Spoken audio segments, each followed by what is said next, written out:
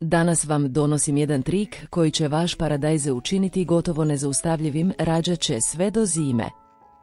Ali prije nego što otkrijemo o čemu se radi, moram vas pitati koliko puta ste vidjeli da paradajze u jesen polako staje, lišće žuti, a plodovi više ne dolaze. Mislili ste gotovo je.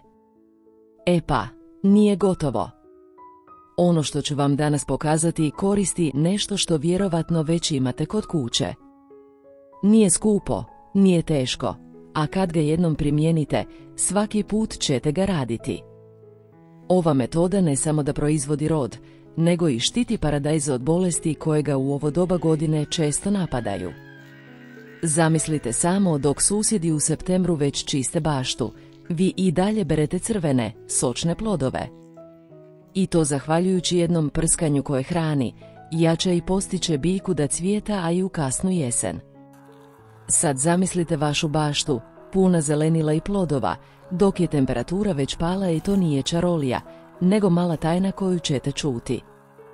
E sad, obećao sam vam recept, pa da ga otkrijemo. U bocu od 1 litre sipajte 1 kašiku sodi bikarbone, 1 kašiku šećera i 10 kapi džioda. Sve dobro promiješajte, zatim dodajte još 9 litara obične vode.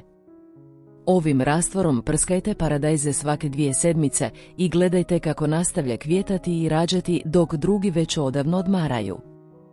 Ako vam se dopada ovaj trik, podijelite ga na društvenim mrežama, pretplatite se i uključite zvono, jer uskoro donosim još ovakvih provjerenih recepata iz bašte.